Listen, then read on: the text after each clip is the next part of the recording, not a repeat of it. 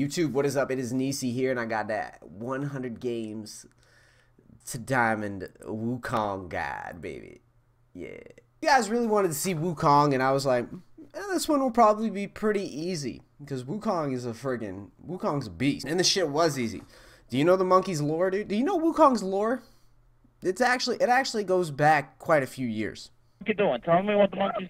He ripped her face off! He ripped her face off? It'll calm down a little bit. They're on the way. Can you put yourself away? I don't want the monkey attacking you. Please, hurry up! Listen to me! They gotta shoot him, please! Please, hurry! Yo, jokes aside, that shit scared the shit out of me when I was growing up, dude. I was so petrified of chimpanzees after that fucking video, man. Oh my god. Now, Wukong proved to be very, very easy to climb with for me because, well, his kit is pretty good. And while it is easy to execute, there's also a lot of different things that you can do to outplay your opponents and to snowball games once you get a big lead. Basically, if you follow this guy to execute it, the monkey's in a really good spot right now, so you are going to probably make diamond. You're going to make your opponent sound like that woman calling the police on that crazy chimp. You will become the crazy chimp from the 911 chimp attack video. Alright, I got the Wukong, runes, and masteries. I run AD, quince reds, armor yellows, MR blues. You can also do armor pen reds if you want, but I like flat AD across the board because I like the early game all-in potential. I run ignite pretty much exclusively playing Wukong because I want to kill lanes and snowball games and get a lead because Wukong can do that. Alright, for those monkey masteries, we have 1812, emphasis on fervor. For me, this has been the best page that I've come up with so far. Alternatively, if you think it's better, you can try out Thunderlord's Decree. I kind of feel like, from my experiences with the two, I feel like Thunderlord's Decree is a little bit stronger if you're keeping your trade shorter, but if you're facing more like tanky lanes or lanes that you can auto attack a lot more, fervor is probably better. And at the end, like once you get through lane phase, I also feel like fervor scales a little bit better. So there you go, pros and cons. I'd recommend though 1812. Alright guys, so here's a quick and dirty rundown of Wukong's skills. Right, you're going to be maxing E first, allows you to dash to an enemy champion or minion, speeding up Wukong's attack speed for about 3 autos. His Q is what you max second. A ranged single target auto attack that reduces the target's armor for a set period of time. Lastly, Wukong's W is a decoy. Allows Wukong to go invisible while leaving a immobile decoy behind him. This is what allows the Wukong players to juke using the stop key, do all sorts of fancy trickery with the invis. It's a really, really good skill. Even though we maxed it last, it's amazing. Lastly, Wukong's ultimate, Cyclone AoE Teamfight Ultimate, deals a lot of damage, knocking up each enemy at one time only, but it's a great teamfight ultimate. It allows Wukong to not only be strong in all ins, but to be amazing in team fights as well. The 3 rules of Wukong are as follows. Wukong is a monkey king, alright? He's not no monkey princess, and you're going to play him like a monkey king. You're going to play him aggressive, you're going to look for all-ins in lane phase, you're going to look for team fight engages that make sense. You are going to be the carry. You're not building him tank, you're building him damage. This is the monkey king. Alright, secondly, you need to get the Q onto targets. I know it sounds obvious, but I messed it up when I was learning Wukong. The Q is what allows for that armor shred, and that's what you need to put on targets before every ultimate, before standard trades. If you can get the Q on somebody, you need to do it. Alright, lastly, Wukong's decoy, it must be used smartly. You can't always engage by using your decoy. Remember that you do have a gap close. Sometimes it's nice to be deceptive, but just know if you engage using that decoy, you got no way to get out once you engage. And if you're afraid of retaliation in your trades, be sure to E, auto, Q, then W into your clone. So that makes it so that you deal your burst damage and then get out unscathed. Alright, early game Wukong needs to be played aggressive. We're taking longsword, 3-pot, flash, and ignite. Ignite every single time. Don't take teleport, screw that. The only time I would even consider taking teleport is if I was like diamond 2 or higher. But even then, I'd probably take ignite anyways.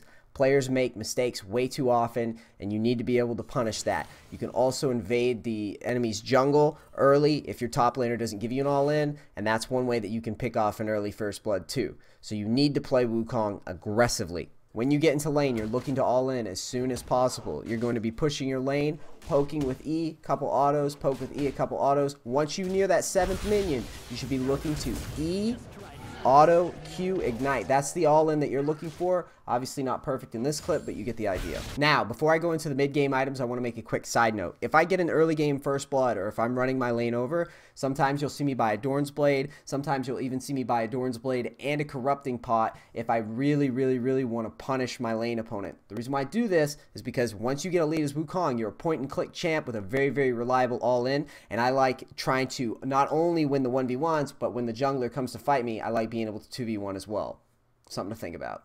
Now, the goal here is to build up to Ghostblade and Ravenous Hydra. You should be able to kill anyone with your full combo that is not a super tank, and if they are a super tank, you shouldn't be wasting your combos on them at all. Look to push your lanes. You have the option. This isn't a Tryndamere. You can either stay top, stay mid, keep doing your thing, or group for team fights with big AoE ultimates. This is the thing about Wukong that makes him so strong. He's got a great lane phase, he's got a great team fight, and that's why you should be able to win a lot of your games in the early and mid game stages. Now, before we go into the late game, I want to talk about Wukong's clone, or his W. W is what allows for a lot of trickery, and every time you use it, it appears as if you've just stopped moving. So, if we bind our S or our stop key to our side mouse button, as I've done, you can basically zone using your stop key, or you can fake engages using your stop key. You can also use your stop key to set up nice jukes and plays as well.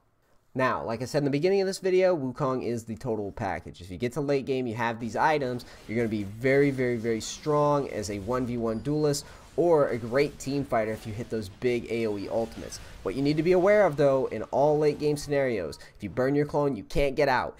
If the other team has GAs, Zhonya's, you might get baited really fucking hard. And lastly, if they have some sort of peel support, like say a Janna, for example, you want to try to fake engages here or there and burn those big cooldowns like Janna ultimates, things that can ruin your engage and then ruin the game for you. In conclusion, Wukong is a very aggressive and decisive champ. We're looking to play the early game with the intent to all in and get those early leads.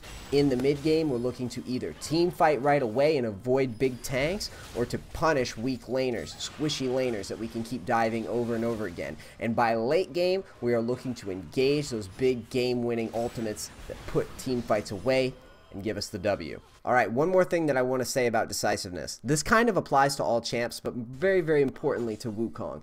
Wukong's ultimate is a very long cooldown skill.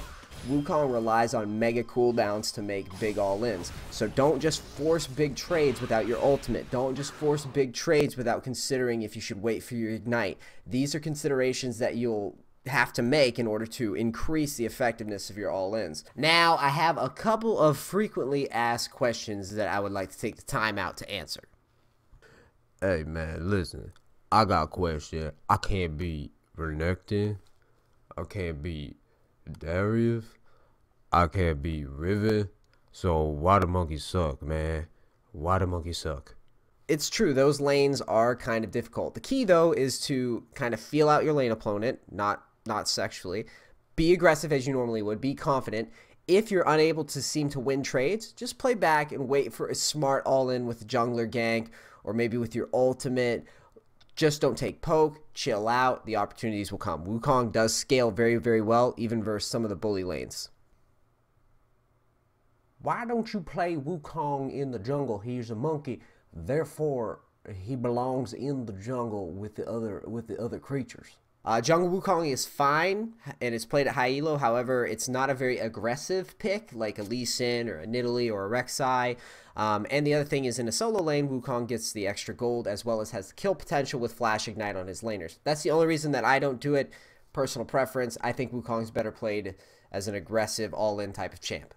Now, Dynamic Q has made it so I don't have to cover all 5 roles anymore. There will be jungle guides coming. I just don't feel as though Wukong jungle is necessarily the best for climbing elo fast. Alright, man, it feels good to be done with this guide. Guys, thank you so much for watching. Thanks for being active and voting and subscribing and sharing these videos. It's what's keeping me motivated to keep making them. Thank you so much. And just remember with these guides, as always, these are guidelines, these are what works for me, and it's designed, this Wukong guide specifically, is designed to play aggressive and play Wukong the way that I think's best. There's, you know, once you've put the time in, you've got this style down, then you can branch off and try some different things, but this does work, and I hope you find success with it. Thank you very much, and I'll see you guys next time. Peace, crackers!